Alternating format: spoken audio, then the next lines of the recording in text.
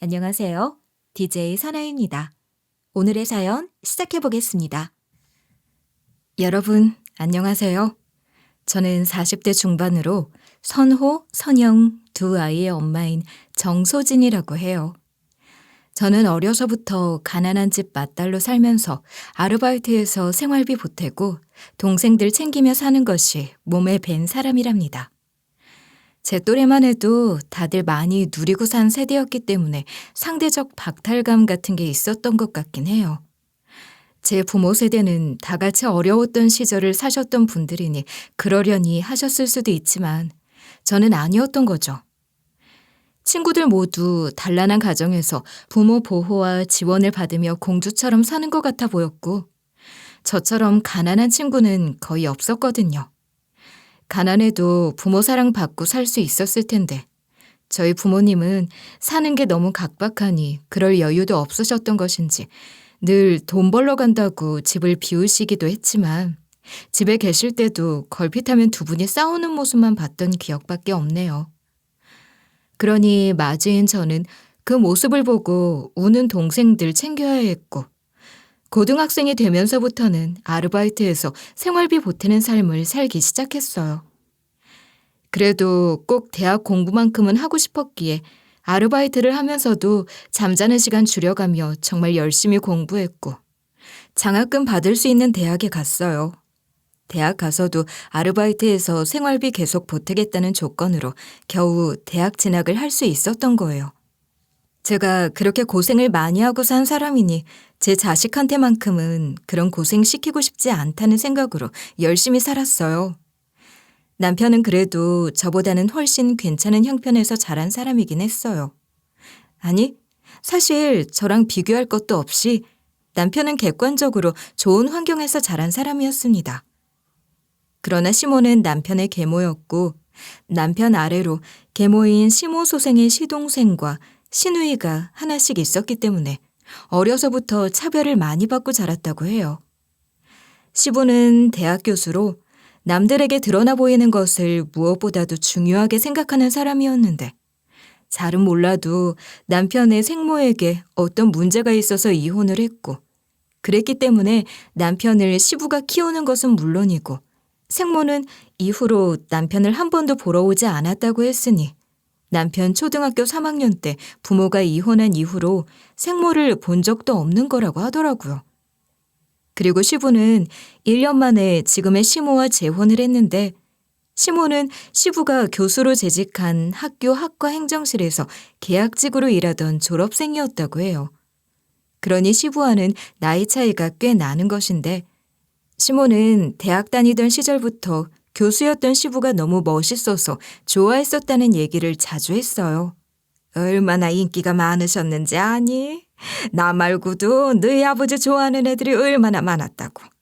그런데 결국은 내가 승자가 된 거 아니겠어?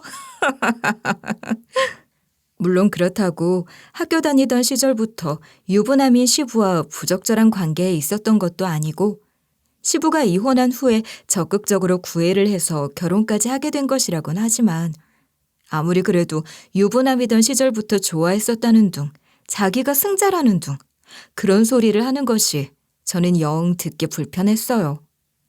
제가 그랬는데 남편은 오죽했을까요? 그래도 남편은 늘 시댁에서 말이 거의 없는 사람이었죠. 시부가 남편을 장남이라고 대접을 하기는 했지만 남편과 띠동갑 넘게 차이가 나는 시동생과 시누이가 있었고 제가 갓 시집 왔을 때만 해도 그들은 아직 고등학생이었으니 시동생과 시누이에게 신경을 많이 쓰는 듯 했어요. 결혼 직후 남편은 박사 논문을 써야 하는 상황이었는데 그래서 바빠지기 전에 서둘러 결혼식도 올렸던 거라는 걸 시부모도 다 알고 있었으면서 남편에게 시동생 공부를 봐주라고 했고 저는 그런 시부모 말을 거절하지 못하고 동생 공부를 봐주러 가며 한숨을 쉬던 남편의 뒷모습을 봐야 했으니 그런 것들을 보며 시댁에서의 남편 입지, 또 남편이 어떻게 자랐을지에 대한 것을 짐작하고도 남음이 있었습니다. 그러니 경제적으로 풍요롭고 좋은 환경에서 자랐다고는 하나 남편 역시 외롭고 힘들게 산 사람이었고 남편과 저는 그런 공통점 아래 서로 더욱 의지하고 위로하며 보듬게 됐던 거예요. 제가 30에 결혼을 했는데 남편 논문 쓰는데 생각보다 시간이 더 걸리기도 했고 임신이 좀 늦어지긴 했었지만 그래도 아들, 딸 하나씩 낳을 수 있었고 저희는 자식들이 태어난 이후로는 더 열심히 살았답니다. 시부처럼 대학에나마 교수가 되길 원했던 남편이지만 교수 자리가 쉽게 나는 것이 아니었으니 보따리 강사로 대학 3군데를 뛰었는데 교통비에 이것저것 떼고 나면 내 식구 생활비로는 턱없이 부족한 벌이었어요. 저 역시 어려운 형편에서 길을 쓰고 대학 공부까지 마쳤고 대학 졸업 후 직장 생활도 했었지만 결혼하고 아이 낳아 기르면서 회사를 그만뒀었거든요. 그러니 당장 생활비가 빠듯해 제가 다시 일을 하려고 해도 저를 받아주겠다는 마땅한 회사가 없었죠. 그래서 생각도 못해 집 근처에 작은 김밥집을 하나 차리게 된 겁니다. 저희 큰애 5살 되던 해에 시작했는데 저희 집 장남이 벌써 중학생이 됐으니 10년이나 같은 자리에서 장사를 하고 있는 거죠. 애들 어릴 때는 점심 장사 바짝 하고 7시 안 돼서 문을 닫고 집에 와 애들이랑 남편 저녁밥 차려주고 그랬었는데 애들 커서 학교 다니기 시작하고부터는 가게 문을 더 일찍 열어서 아침으로 저희 집 김밥을 사가는 직장인들도 많았어요. 가게 자리가 대로변은 아니었어도 나가는 길목에 있었으니 출근하러 가는 길에 들러 김밥을 사가기 좋다 하더니 퇴근길에 다시 들러 저녁 먹을 것도 사간다고 하는 사람들도 있고 장사가 꽤 잘 되는 편이랍니다. 그러니 이제는 아까워서라도 그만둘 수가 없어요. 일하는 것도 어느 정도 손에 익어서 그리 힘들지 않고 어차피 가게가 작아서 홀 손님을 많이 받지도 못하고 거의 포장이나 배달 손님 위주라 저 혼자서도 할 수 있어서 좋기도 하고 말이에요. 장사하면서 제가 철칙으로 생각한 게 그날 만든 김밥은 그날 다 소진한다는 거였어요. 김밥이 은근히 잘 상하는 음식이라 먹을 때 괜찮다 싶어도 혹시 모르는 일이고 또 김밥은 금방 쌌을 때가 제일 맛있는 것이기도 하니 그렇게 묵힌 김밥 파는 거면 편의점 냉장고에 넣어놓고 파는 거랑 뭐가 다르겠나 싶은 생각에 장사할 만큼만 만들어 파는 것을 원칙으로 세웠던 거예요. 그리고 남는 김밥은 근처 양로원에 가져다 드리기도 하고 파출소에 야근하는 경찰관들이나 아파트 경비실 같은 데 나눠드리기도 하고 그런답니다. 아직 애들 공부도 더 시켜야 하고 돈 들어갈 때가 많으니 봉사랍시고 본격적으로 나서서 뭘 하지는 못해도 그렇게 소소하게 제가 할 수 있는 범위 안에서 작지만 좋은 일 하면서 저도 기분이 참 좋았어요. 언젠가 애들 다 키워놓고 여유가 되면 봉사활동도 제대로 해보고 싶다는 생각도 하면서 말이죠. 제가 그렇게 김밥집 열심히 꾸려가는 동안에도 남편은 대학에 자리를 잡지 못했고 언제까지 시간 강사를 할 수도 없었으니 결국 늦은 나이에 작은 회사에 취직해서 다니고 있어요. 그런데 얼마 전에 박사학위 받은 지 1년도 안 된 도련님이 대학에 자리를 잡아 교수 소리를 듣게 된다고 하더라고요. 아무리 도련님 출신 대학보다 등급이 낮은 대학이라고 하지만 그래도 그런 자리 차고 들어간 게 어디야, 그치? 그럼 그렇고 말고. 어디라도 자리 생기면 들어가고 봐야 할 판인데 그 정도면 대학도 나쁘지 않고 잘 된 거야. 그 학교가 연구 환경이 좋다고 하더라고. 물론 나랑 동생이랑 전공이 다르니 그쪽 사정은 잘 모르겠지만 뭐 비슷하지 않겠어? 남편과 도련님 얘기를 하면서 부럽다는 생각도 많이 들었지만 그게 얼마나 소중한 것인지 알기에 저도 남편도 도련님을 진심으로 축하하는 마음이 더 컸어요. 그런데 알고 보니 연구비를 후원하는 조건으로 교수 자리를 따는 것이고 그 돈은 시부가 마련해줬다고 하더라고요. 그것도 시모가 자랑처럼 하는 얘기를 듣고 알게 된 거예요. 도련님도 그렇게 자리를 잡으셨던 거군요. 사실 아범도 그런 제안을 받은 적이 있었잖아요. 그런 기회도 쉬운 게 아니니 잘 된 거죠 뭐. 네. 시모의 그 얘기를 듣고 저랑 남편이 서운할 수밖에 없었던 건 남편이 같은 제안을 받았을 때 남편도 당시에 시부에게 상의를 하며 도움을 요청했던 적이 있었기 때문이에요. 그때도 시부는 긍정적으로 생각해 볼 것처럼 말씀하셨는데 바로 말을 뒤집어 도와주기 어렵겠다고 하셨고, 당시 남편과 저는 아무래도 시모가 반대를 하는 게 아니겠냐고 짐작만 했었죠. 그런데 이제 자기 아들이 그런 식으로 교수가 됐다는 걸 저와 제 남편 들으라는 듯이 말을 하니 저는 그런 시모의 심리가 이해가 되지 않으면서도 정말 나쁜 사람이라는 생각이 들었어요.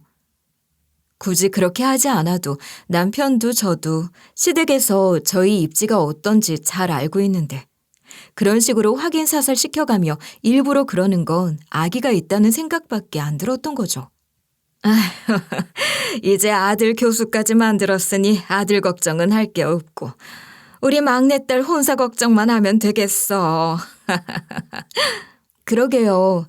어머님, 아가씨 대학 졸업하자마자 시집 보낼 거라고 그렇게 선짜리 알아보고 다니셨는데 신우이도 이제 곧 30이잖아요. 걱정이 되실 만도 하시네요. 어머머, 얘 좀 봐. 누굴 시집 못 간 노처녀 취급이야. 얘, 지금이라도 마음만 먹으면 괜찮은 자리 골라서 보내지. 그래도 조금 더 좋은 자리가 있지 않을까 하면서 고르느라 그런 건데 넌 무슨 말을 그렇게 하니? 사실 시모 속 좀 긁으려고 일부러 그렇게 말한 것도 있었지만 제가 보기에 신우이 시집 보내는 게 그리 쉬워 보이진 않았어요. 시모가 어지간히 까탈스럽게 골라야 말이죠. 이제 어지간한 중매쟁이도 혀를 내두를 거예요. 그렇다고 뭐 신우이 조건이 그렇게 좋은 것도 아닌데 시모 눈은 하늘 높은 줄을 몰랐으니 혼사가 성사될 수가 없는 거 아니겠어요? 내가 요즘 공을 들이고 있는 혼처가 있는데 말이야. 그 댁에 우리 딸 시집 보낼 수 있게만 되면 소원이 없겠어. 그렇게 되면 너희도 목돈 좀 내놓아야 할 거다. 그러니 미리미리 준비를 좀 해놔. 아니, 무슨 맡겨놓은 돈 찾아가겠다는 사람처럼 말하는데 어이가 없더라고요. 장남이니 모처럼 오라비 노릇 좀 하라는 둥 뭐 그러는데 솔직히 장남 대접해준 것도 없으면서 책임만 다하라고 하는 게 어이가 없어서 언제 이 집에서 내 남편 장남 대접하기나 했냐 소리가 목구멍까지 올라왔지만 남편 입장도 있으니 차마 그렇게까지 말하지는 못하겠더라고요. 어머니, 저희도 애들 밑에 돈이 많이 들어가서 여유가 많진 않아요. 그래도 미리 말씀을 하셨으니 저희가 할 수 있는 한도에서는 최선을 다해서 만들어 볼게요. 너희가 할 수 있는 한도라는 소리 할 것도 없다. 혼사 성사되면 다 내가 알아서 이야기할 거야. 아이고, 도대체 뭘 얼마나 뜯어내려고 저러는가 싶기도 했지만 거기서 더 이야기해봐야 저한테 득될 것도 없다 싶었고 그리고 또 한편으로는 그 혼사 성사될지 안 될지도 모르는데 솔직히 성사 안 될 가능성이 더 크다 싶었으니 아직 일어나지도 않은 일로 굳이 먼저 나서서 일 만들 것 없다 싶어서 더 이상 말보태지는 않았어요.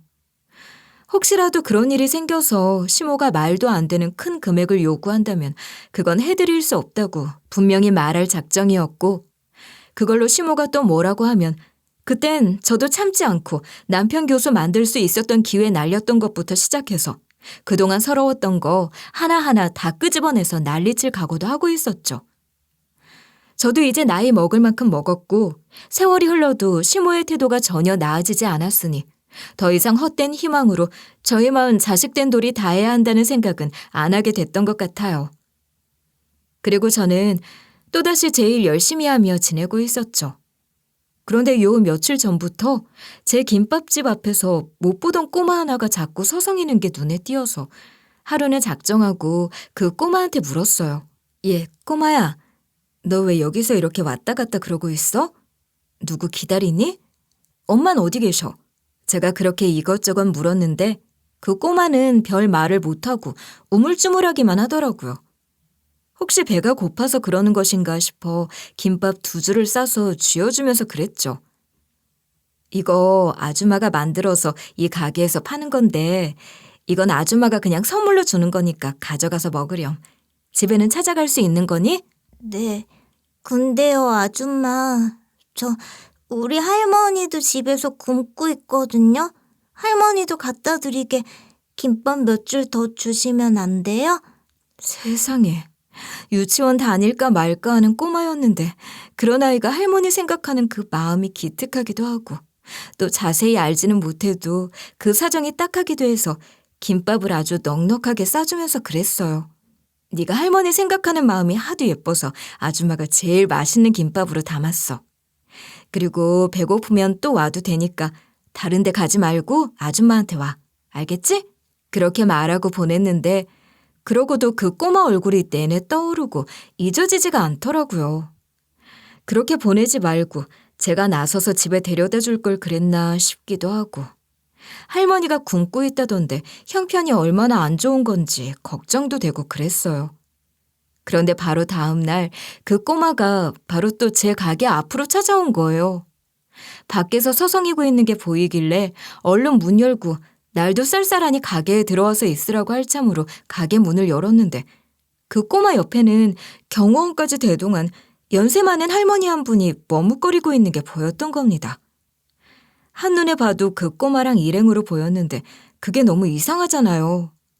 분명 그 꼬마는 자기 할머니가 먹을 게 없어서 굶고 있다고 하면서 김밥까지 더 얻어갔는데 그런 꼬마의 할머니가 경호원까지 대동하고 나타났다고요? 말도 안 되는 거죠. 에이, 그럴 리가 없다 싶었어요. 그래도 일단 그 꼬마에게 김밥 싸줄 테니 가게에 들어오라고 먼저 이야기를 하고서는 슬쩍 물어보긴 했어요. 근데 꼬마야, 여기 네가 아는 분이야? 너랑 같이 오신 거야? 할머님, 이 꼬마 할머님 되시나요? 괜찮다면 나도 김밥 가게 안에 좀 들어가도 될까요? 들어가서 이야기를 하고 싶은데요. 제가 그렇게 문을 떼니 그 할머니가 그렇게 말씀을 하시던데 마침 한가한 시간이라 손님도 없고 밀린 주문도 없었으니 당연히 그러시라고 하고 꼬마와 그 할머니를 가게 안으로 모셨어요. 그러긴 했지만 여전히 석연치 않다는 생각을 떨칠 수 없었습니다. 그 할머니는 분명 제게 무슨 할 말이 있는 사람처럼 보였는데 그게 대체 무슨 말인지 쉽게 말을 꺼내지 못하시더라고요. 솔직히 궁금증이 나서 참기 어려울 지경이었어요. 제 속이 답답해서 물 한 잔 벌컥벌컥 마시고 할머니께도 물 한 잔 내어드리며 천천히 마음 편히 말씀하시라고 했죠 뭐. 그러고 보니 그 꼬마나 할머니 모두 행색이 멀쩡해 보이긴 했어요. 김밥 한 줄도 못 먹어서 배고를 사람들처럼 보이진 않았다는 거죠. 그래도 무슨 사연이 있는 사람들일지 알 수 없는 것이고 저는 분명 그 할머니가 제게 무슨 도움을 청하려고 하는 거라고 생각했거든요. 할머니, 제가 도울 수 있는 일이라면 도울 테니 걱정 마시고 말씀해 보세요. 혹시 나쁜 사람들에게 부당한 대우라도 받고 계시는 거예요? 저도 모르게 그렇게 물어놓고도 아차 싶어 경호원을 가리키며 귓속말처럼 저 사람들이 들으면 안 되는 이야기냐 하며 소곤거리기도 했는데 그 할머니는 그런 것 아니라고 하시더니 조금 더 숨을 고르고 나서야 이야기를 하기 시작했습니다. 이야기를 하기에 앞서 그 할머니는 자기 신분부터 밝히셨는데 거기서 이미 전 너무 충격을 받아서 할머니 드시라고 갖다 놓은 물을 2잔째 제가 벌컥벌컥 마셔야 했어요. 그분은 다름 아닌 남편의 생모이셨던 겁니다. 제가 너무 놀라서 진정을 못하니 도리어 그분은 그때부터 평정심을 찾으신 듯 제게 너무 놀라지 말고 자기 이야기를 들어달라고 하시더라고요. 그렇게 그분에게 있었던 일들에 대해서 듣게 된 것인데 그분이 남편의 생모였던 것만 해도 충격이었는데 그분이 하시는 말씀들은 더욱 충격적인 것들이었어요. 그분의 말씀에 의하면 지금의 시모는 시부 이혼 후 교제를 시작해 결혼한 것이 아니라 대학 시절부터 시부와 부적절한 관계에 있었던 거라는 거였습니다. 평소에도 시모가 자기가 대학 다니던 시절 이야기를 하며 시부가 얼마나 멋있는 교수였고 인기가 많았던 교수였는지 이야기를 했던 적이 많았으니 저도 몇 번쯤은 혹시 2 사람 때문에 시부가 이혼을 한 건 아니었을까 그런 생각을 했던 적도 있긴 했어요. 그러나 시부나 시모는 물론이고 남편마저도 남편의 생모에게 어떤 잘못이 있어서 이혼한 듯한 뉘앙스로 말을 했으니 저는 남편에게 상처가 될까 염려해 제대로 물어보지도 않았던 거예요. 그랬던 것을 이제야 남편의 생모 당사자의 입을 통해 그 진실을 알게 된 거죠. 지금 시모는 유부남인 시부를 너무 좋아했던 나머지 대학생 신분이던 시절부터 시부를 당장 이혼시키고 싶어 했다고 해요. 그런데 그때만 해도 시부는 그럴 생각은 전혀 없었고 그저 잠깐 바람 피우는 상대로 시모를 대했던 것 같다는 거죠.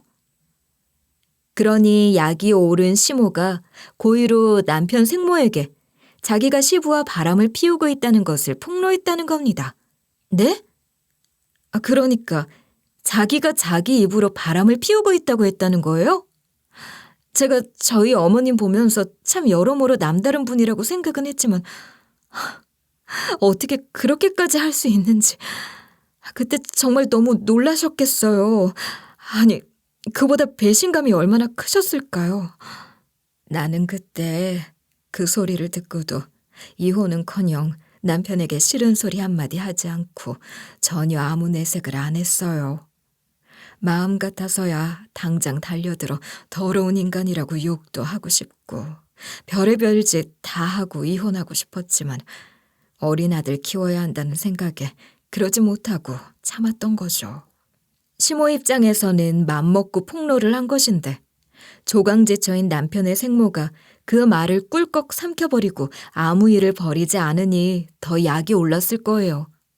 그러더니 급기야 시모가 남편의 생모를 함정에 빠뜨렸다는 거죠.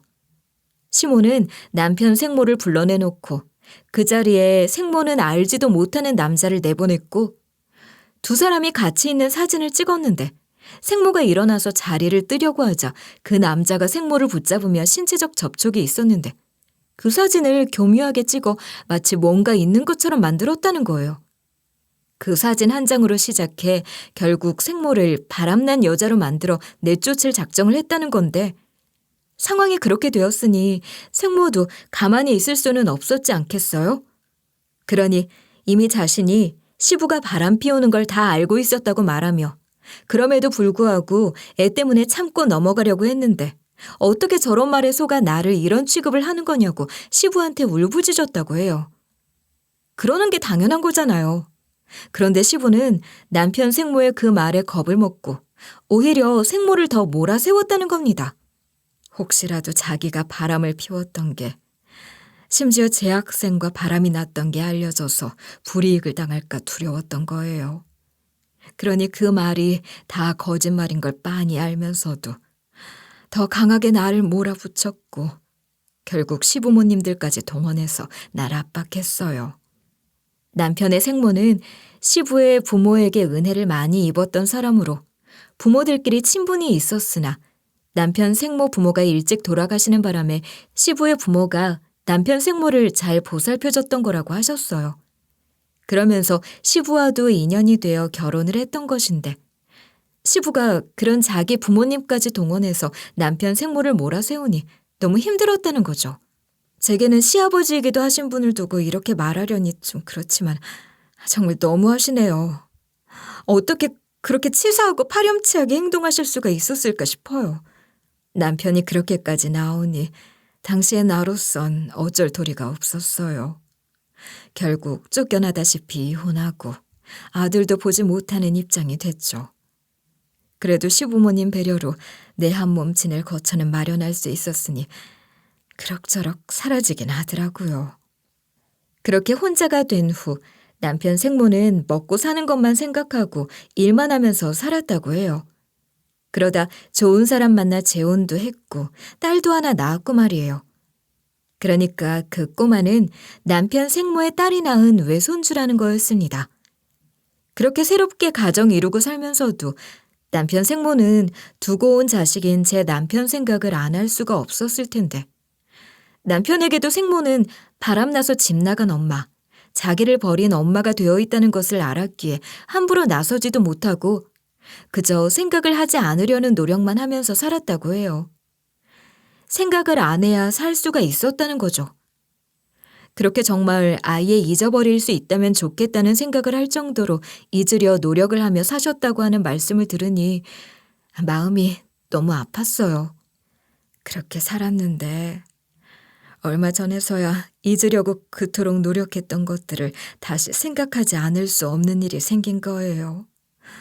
무려 40년 가까운 세월 만에 말이에요. 그 집에서 쫓겨나듯 이혼해서 나올 때 시부의 어머니, 그러니까 남편 생모에게 시모가 되시는 분, 제가 결혼할 당시에는 이미 돌아가시고 안 계시는 분이셨던 시조모께서 남편 생모에게 살집 만들어주며 위자료라고 생각하라고 땅 문서 하나를 주셨다는 거예요. 그 땅은 시조모 친정 부모가 물려주신 것으로 당시로서는 재산 가치는 거의 없는 거나 마찬가지였던 값나가지 않는 버려진 땅이었다고 해요. 그렇긴 하지만 시할머님 입장에서는 그렇게라도 며느리였던 어머님께 미안한 마음을 표현하려고 하셨던 거잖아요. 그 마음이 참 깊게 느껴집니다. 그렇죠. 나도 그런 마음으로 그 땅을 받았지만 그러고는 잊어버리고 있었어요. 그런데 얼마 전에 자동이체를 신청해 두었던 그 땅에 대한 토지세가 평소보다 훨씬 큰 금액으로 빠져나간 걸 보고 놀라서 알아보니 그 땅값이 엄청나게 올랐더라고요. 게다가 앞으로 점점 더 오를 거라고 이게 무슨 일인가 싶고 얼떨떨했어요. 그러나 놀라는 것도 잠시. 남편 생모에게 그런 값나가는 땅이 있다는 걸 알게 되니 믿었던 사위 태도가 돌변했다는 겁니다. 재혼한 남편 생모의 남편은 몇 년 전에 세상을 떠났고 손주 봐준다는 명목으로 딸 사위와 합가해서 지내고 있었는데 사이가 꽤 좋았다고 해요. 그런데 그 재산에 대해 알게 되니 사위가 그 재산에 욕심을 내며 투자 어쩌고 이야기를 꺼냈고 남편의 생모는 그렇게 할 수 있는 땅이 아니니 생각을 좀 해보겠다고 했다는데 그러니 사위가 돌변해서 남편 생모에게 함부로 대하고 심지어 남편 생모의 딸에게는 완력까지 쓰며 포악함을 드러내면서 정말이지 집안꼴이 말이 아니었다고 하시더라고요. 말만 들어도 제 머리가 다 아픈 것 같았죠. 그러니 남편 생모는 어떻게든 그 상황에서 벗어나야겠다는 생각에 사위가 술 마시고 잠든 틈을 타 그 땅 일부 내어놨는데 바로 사겠다는 사람이 나타났고 그렇게 목돈 조금 손에 쥐고 경호원까지 고용해 그 길로 딸과 외손주 데리고 나와 살 집을 구했다고 해요. 그렇게 구한 집이 바로 이 동네에 있답니다. 저희가 이 동네 사는 걸 알고 계셨던 거죠? 그러니까 일부러 이 동네로 찾아오신 거잖아요. 제 짐작이 맞는 거죠? 그래요. 그렇게 생각 안 하고 살겠다고 다짐을 했으면서도 그럴 수가 없었던 거죠. 어떻게 그럴 수 있었겠어요. 아무 잘못도 없이 하루아침에 뺏긴 아들이었는데 말이에요. 남편 생모는 남편 앞에 모습을 드러내지 못했을 뿐 남편이 성장하는 과정을 지켜보고 있었던 겁니다. 그리고 그런 상황에 처해서 숨어 있다시피 할 집을 구하면서도 굳이 우리 동네까지 찾아오셨던 거죠. 그렇게 기껏 우리 동네로 이사까지 왔으면서도 남편 앞에 바로 나타날 수가 없어서 그런 식으로 제 주변을 맴돌고 있었다고 해요. 손주 데리고 저희 김밥집 앞에까지 왔던 적도 있었다는데 결국 들어오지는 못하셨대요. 그러다 혹시 남편을 갑자기 마주칠지도 모른다는 생각에 손주만 보내 제가 어떻게 지내는지, 애들이 다녀가지는 않는지 그런 걸 좀 보고 오라고 했던 거더라고요. 그러면서 입맛이 없으니 밥도 잘 못 드시고 그러셨던 건데 남편 생모의 외손주인 그 꼬마는 그걸 보고 자기 할머니가 밥도 못 드시고 계신다고 그런 얘기를 했던 거고 말이에요. 남편 생모의 이야기를 다 듣고 제가 그랬어요. 이렇게 계속 숨어 계실 순 없잖아요. 우선 남편에게 말해서 남편 오해부터 풀고 그 사위놈 문제도 해결하셔야 할 거 아니겠어요? 그게 내가 이제 와서 이렇게 나타나는 게 잘하는 짓인지 그냥 이렇게 뒤에서 지켜보기만 해도 난 괜찮아요. 어머니, 그러지 마세요. 저한테도 존댓말하지 마시고 말 편하게 하시고 남편 앞에서 당당하게 엄마로 서셔야죠. 주저하실 거 하나 없어요. 남편 생모는 여전히 망설이며 걱정이 많은 눈치였지만 제가 나선 거예요. 저는 우선 남편에게 제가 들은 이야기를 먼저 다 했고 남편을 이해시킨 다음에 남편과 생모를 만나게 했던 겁니다. 남편은 처음에는 제가 하는 이야기, 그러니까 자기 생모가 하는 말을 완전히 다 믿는 눈치는 아니었지만 막상 생모를 직접 대면하고 나니 언제 그랬냐는 듯이 회한의 눈물을 흘리더라고요. 감격스런 모자 상봉을 지켜보는 저도 덩달아 많이 울었고 40년 가까운 세월 만에 만난 모자는 그렇게 오래도록 지난 이야기를 하며 시간을 보냈습니다. 그리고 이어 남편의 생모인 딸인 여동생과도 만났는데 계모인 시모 밑에서 자란 막내 시누이의 되바라진 모습만 보다가 고분고분하며 여리기까지 한 여동생을 만나니 남편의 보호 본능이 더 발동하는 것 같더라고요. 남편이 적극적으로 나서서 남편 생모 사위의 폭행 등을 문제로 삼아 접근 금지 신청을 했고 이혼 소송도 진행하려고 하고 있답니다. 다 너무 잘 됐지 뭐예요. 이제 뭐 큰 걱정할 일은 없다 싶어요. 그렇게 상황이 어느 정도 정리가 되고 나니 남편 생모가 그러시더라고요. 너무 늦었지만 그래도 할 수 있다면 내가 아들한테 지원을 좀 해주고 싶어. 그 땅은 너희 할머님께 받은 땅인 만큼 손자인 너에게도 그것을 같이 누릴 자격이 충분히 있는 거 아니겠니? 그런 말씀 마세요. 전 지금 제 삶에 충분히 만족하며 잘 살고 있어요. 어머니 마음만 받아도 돼요. 그 돈은 그 긴 세월 동안 고생하셨던 것에 대한 보상이잖아요. 그 돈을 저한테 쓰시면 안 돼요. 그 세월 동안 나만 고생한 게 아니잖아. 너도 눈칫밥 먹으면서 차별 속에 살았을 텐데 그 세월을 생각하면 엄마가 너무 마음이 아파서 그래. 처음엔 그럴 것 없으시다고 극구 사양했지만 남편 생모가 하도 강권을 하니 결국 갖고 있었던 바람 하나를 꺼내놓더라고요. 사실 제가 교수직 포기하면서 같이 내려놓았었던 연구가 있었어요. 교수 되는 거랑 상관없이 꼭 논문을 쓰고 싶었던 것이기도 해요. 어머니가 도와주신다면 연구팀 꾸려서 연구를 마무리하고 싶습니다. 그래, 오냐, 그래. 그 연구 내가 지원해주마. 너한테 그렇게 하고 싶은 일이 남아있었다니 너무 좋구나. 남편은 그렇게 회사를 그만두고 남편 생모가 지원해주시는 돈으로 연구팀을 꾸려 하던 연구를 이어가기로 한 겁니다. 그런데 정말 감사하게도 남편이 그렇게 다시 연구를 시작한다는 이야기를 듣고 평소 남편이 하던 연구에 관심을 갖고 있던 교수의 추천으로 대학에 자리도 잡을 수 있게 된 거예요. 연구비가 마련된 상태로 연구팀까지 꾸려진 상황이었으니 그 연구 성과가 좋으면 대학 입장에서도 손해볼 것이 없는 거였고 남편도 대학에 소속되어 연구를 할 수 있게 된다면 그만큼 더 수월한 부분이 많으니 그 제안을 기쁘게 받아들인 거죠. 남편이 그 오랜 시간 동안 공부하고 연구하고 논문 쓰며 공을 들여도 얻지 못했던 그놈의 교수 자리를 그렇게 얻게 된 거예요. 남편이 그렇게 바라던 교수가 됐다는 걸 제가 꼭 알리고 싶었던 사람이 한 사람 있었는데요. 짐작이 가시나요? 네, 맞아요. 아마 많은 분들께서 짐작을 하셨을 것 같은데 그건 바로 남편의 계모인 제 시모였어요. 지난날 시부 도움받아 도련님 교수 만든 걸 말하면서 그렇게 잘난 척 뻐기던 시모가 정말 눈꼴셨단 말이에요. 그러니 누구보다도 시모에게 그 사실을 알리고 싶었던 겁니다. 시모는 남편이 교수가 됐다는 걸 듣더니 제일 먼저 하는 말이 이러는 거예요. 세상에, 그놈의 것을 아직도 포기 못하고 붙들고 있었던 거야? 보아하니 연구비 투자하고 월급도 적게 받고 뭐 그런 조건으로 들어간 것 같은데 너 그렇게 밤낮 없이 김밥 말아서 네 남편 뒷바라지나 하는 거야? 무슨 말씀이세요, 어머니? 제가 시모에게 반박하는 말을 하려고 하니 시모는 그럴 틈도 주지 않고 바로 이어서 남편에게도 싫은 소리를 하는 거 있죠. 너도 참 그렇다.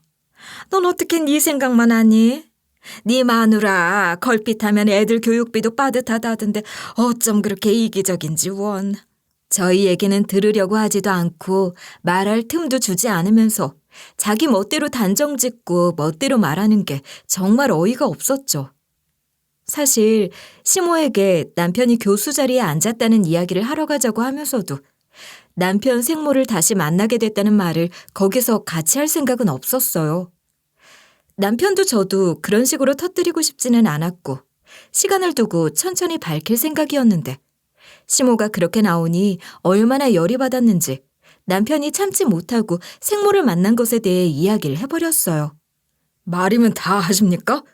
어떻게 그렇게 한결같이 저한테는 가혹하신 거죠? 제 어머니한테 하신 짓으로도 모자라서 그러시는 겁니까? 네 어머니라니.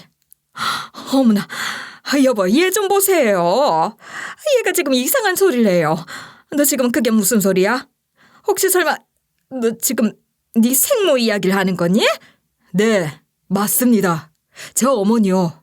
절 낳아주신 제 어머니 만났고 당신이 제 어머니에게 저지른 짓에 대해서도 다 들었단 말입니다. 너 이놈, 지금 대체 무슨 말을 하는 거야? 어디서 어머니한테 버릇없이 굴고 또 네 생모라니. 이게 다 무슨 소리야? 그 여자가 널 찾아왔단 말이냐? 그 여자가 무슨 염치로? 아버지도 그만하세요. 제가 다 안다고요. 그때 무슨 일이 있었던 건지 제가 다 알고 있다는데도 아버지는 어머니 탓을 하실 작정입니까? 저는 남편이 그렇게 격앙된 목소리로 말하는 것도 처음 들었고 시부와 시모에게 그렇게 무서운 눈을 하며 노려보는 것도 처음 봤어요. 사실 처음 남편 생모로부터 시모가 저지른 일들과 그것을 방관하다가 마지막에는 결국 남편 생모를 버린 시부의 이야기를 들었을 때 남편은 너무 분개해서 당장 그 사람들 찾아가서 따질 거라고 하면서 난리도 아니었거든요. 그게 당연하고 자연스러운 감정일 테죠. 그런 것을 남편 생모가 겨우 말렸어요. 이제 와서 그런들 그런 게 다 무슨 소용이냐. 다 부질없다 하시며 이제 그것들 보란 듯이 더 잘 살면 그게 복수라고 말씀하시더라고요.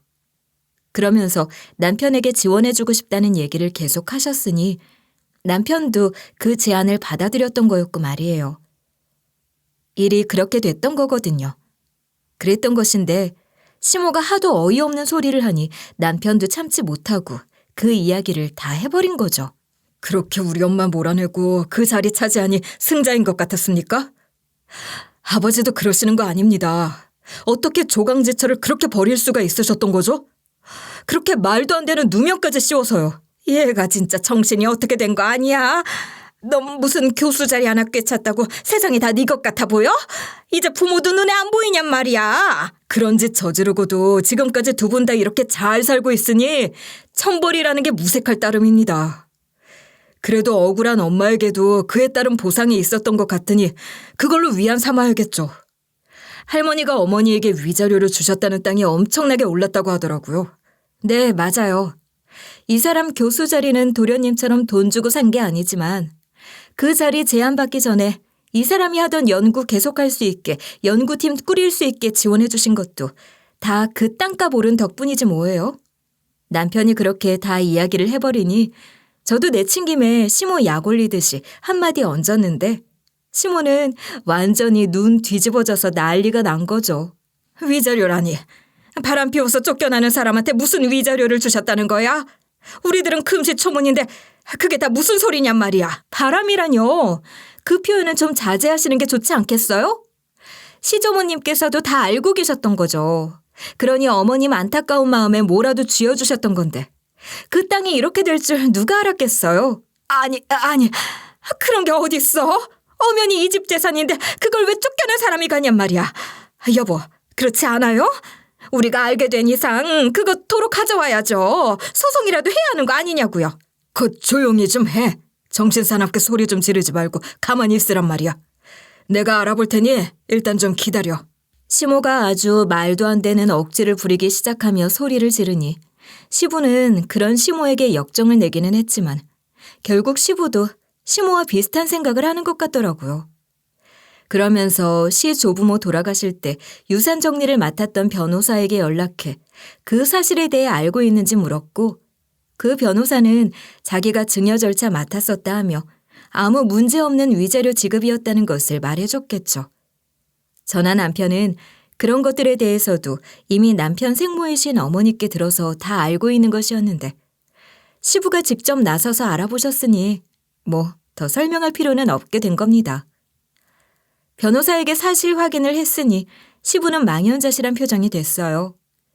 그런 시부 표정을 보며 시모도 그 모든 것이 명백한 사실이라는 걸 알게 됐을 테니 그대로 털썩 주저앉기까지 하더라고요. 그러니까 뭐야, 그게 다 사실이라는 거예요? 어머님이 그 여자한테 땅을 주셨다고? 근데 그게 천정부지로 올라? 세상에 어떻게 이런 일이 있을 수가 있어? 어머님은 어쩜 그러실 수가 있는 거냐고요. 그런 땅이 있었으면 우리한테 주셨어야지. 우리한테는 뭐 편변하게 남겨주신 것도 없으면서 어떻게 이러실 수가 있어요? 말씀 바로 하셔야죠. 두 분도 유산 받을 만큼 받으셨으면서 뭘 그러세요? 유산 받은 거 진작 다 처분해서 도련님 아가씨 밑에 들어간 거 저희가 모를 줄 아셨어요? 그렇게 다 쓰고 남은 거 하나 없는 상태가 되신 거면서 어떻게 그렇게 말씀하세요? 뭐? 네가 그걸 어떻게... 하여간 모르는 척하면서 눈 시뻘겋게 뜨고 우리 재산 세고 있었던 거냐? 아이고 무서워라. 시할머니께서 남겨주신 땅으로 저희 어머님이 엄청난 부자가 됐다고 하니 배도 아프시겠죠. 뭐 이해는 해요. 그렇지만 그게 다 자업자득이라고 생각하셔야 하지 않겠어요? 저는 그렇게 시모와 시부를 향해 의미심장한 한마디 일침을 날렸고 저의 그 말에 시부의 표정은 참으로 복잡 미묘해지더라고요.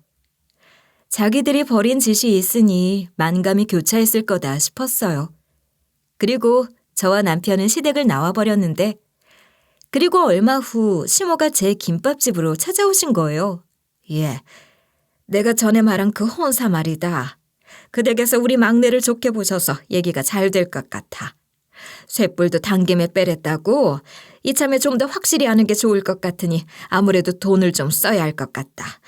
니들이 돈 좀 만들어줘야겠어. 시모는 시누이 시집보낼 미천으로 목돈 해내라 소리를 하러 온 것이었는데 사실 전 시모가 그 소리 하기만을 기다리고 있기도 했었던 거죠. 그러니 전 벼르고 있었던 대로 하고 싶은 말 다 할 작정이었답니다. 그때도 말씀드렸지만 그 돈을 저희가 만들어드릴 순 없어요. 너 아주 태도가 당당해졌구나.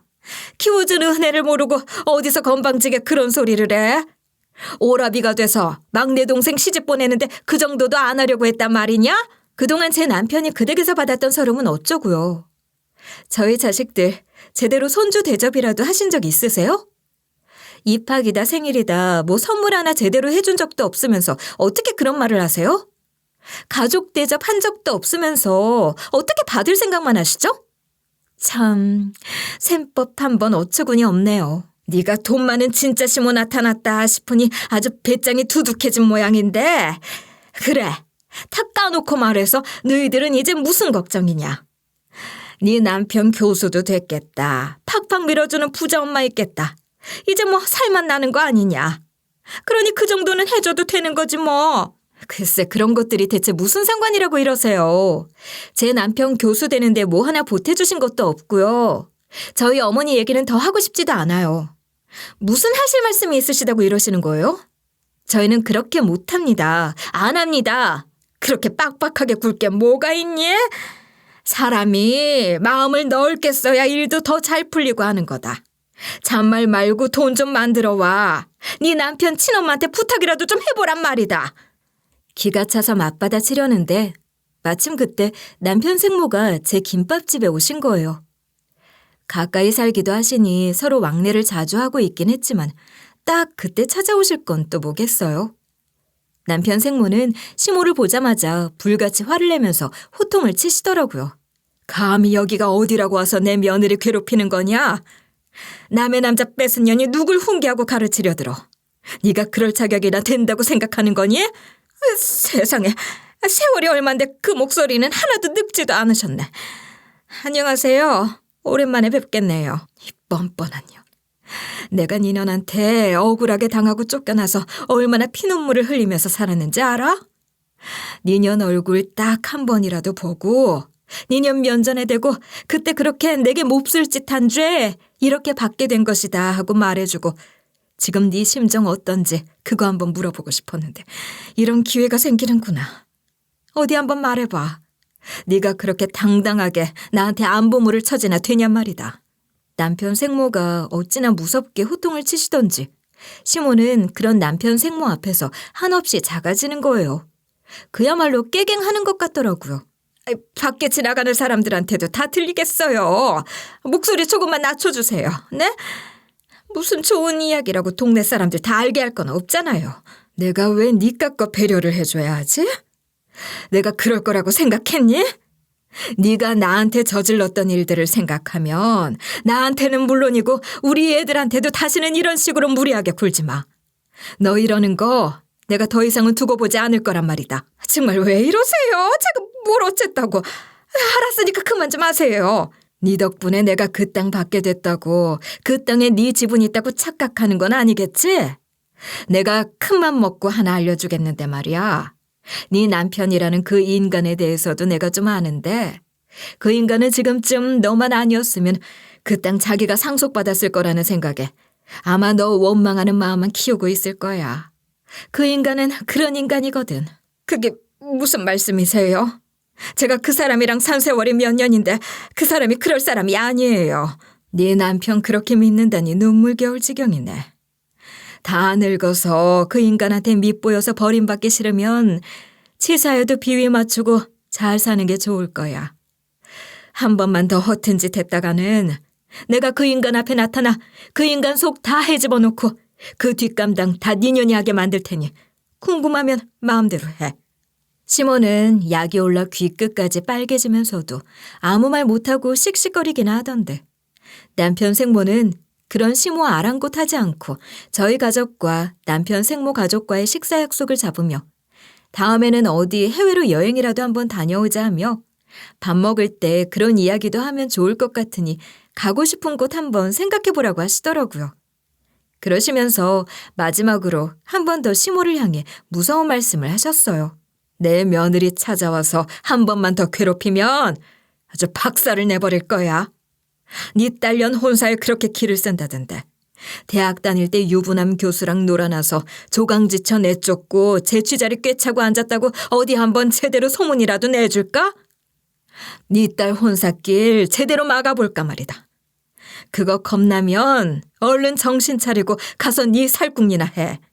남편 생모는 그리고는 바로 유유히 가게를 나가셨는데 시모는 그러고도 한참 동안이나 더 씩씩거리고 있길래 제가 손님들 올 시간이라고 장사해야 하니 나가시라고 해서 겨우 나가시더라고요. 남편 생모가 말한 대로 그 일 이후 시부가 시모 대하는 태도가 조금 달라진 것 같기도 했어요. 시모 말이라면 대체로 들어주던 시부였는데 영 틱틱거리는 티를 내고 시모도 그런 시부 눈치를 보기 시작하는 것 같더라고요. 솔직히 저도 남편도 이제 시댁 그런 꼴 보는 것도 싫고 그 사람들의 실체도 다 알게 된 마당에 연 끊고 살고 싶은 생각도 있었죠. 그걸 시부가 눈치채고 저희한테 사정을 하는 거예요. 연례 행사만이라도 참석을 해달라고 말이에요. 솔직히 남편은 생모 내쫓은 그 인간들 보고 싶지 않다고 하더니 그래도 도리는 하겠다며 딱 명절 2번이랑 조부모 제사만큼은 가겠다고 하더군요. 근데 그러면서 조건을 하나 걸었던 거예요. 저희가 올 때는 새어머니 안 볼 수 있게 해주세요. 그렇게 해주시면 말씀드렸던 대로 1년에 3번 차례 제사는 지킬게요. 모처럼 남편이 시댁에서 자신감 있게 목소리를 낸 것인데 그래도 시모 면전에 대고 그 얘기를 한 거예요. 그러니 시모는 꽤나 당황스러웠을 거예요. 새어머니라니. 지금 나한테 하는 소리야? 그럼 여기 새어머니가 그쪽 말고 또 있어요? 저는 제 시어머니가 따로 계시거든요. 저는 그런 시모에게 눈웃음까지 섞어 한마디 날려줬답니다. 이제 시모가 뭐라고 해도 하나도 거슬리지도 않을 뿐더러 시모도 더 이상 제게 무슨 말을 함부로 하지도 못하고 제 눈치 보고 있어요. 특히 남편 눈치를 엄청 보는데 저희가 시댁에 가는 날이면 그전까지 음식 싹 다 해놓고 저희가 도착하면 쥐 죽은 듯이 방에 들어가 있더라고요. 그렇게라도 벌 받아야 하는 거 아니겠어요? 저는 그런 시모가 하나도 안쓰럽지 않네요. 시모가 물이라도 마시려고 슬쩍 나오면 시부는 그 물 아예 갖고 들어가서 나오지 말라고 호통을 치곤 하세요. 둘 사이도 이미 많이 틀어진 거죠. 그 사람들이야 어떻게 살든 모르겠고 저희는 어렵게 다시 만난 남편 생모와의 새로운 관계에 집중해 살고 있답니다. 남편 생모가 말한 것처럼 조만간 가족 여행도 갈 예정이고 저희 아이들도 남편 생모 외손주를 동생으로 잘 챙기며 지내고 있어요.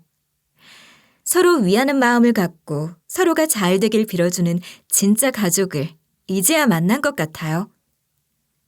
여러분, 저희 가족 이야기가 여러분들께도 거울이 되는 이야기이길 바라는 마음으로 오늘 제가 이렇게 마음먹고 이야기를 풀어놓아 봤어요. 저희 가족은 지금 이렇게 더할 나위 없이 행복한 날들을 보내고 있지만 지금도 괴로운 상황에 놓인 분들도 많으실 거예요. 그런 날들이 언제까지나 계속되는 건 아닐 테니 힘내셨으면 좋겠고요. 어떤 상황에서도 기본적인 것들은 지키면서 사는 사람들이 많아지길 바라는 마음입니다. 저희 가족의 이야기를 끝까지 관심 갖고 들어주셔서 정말 감사해요. 꼭 복 받으실 거예요.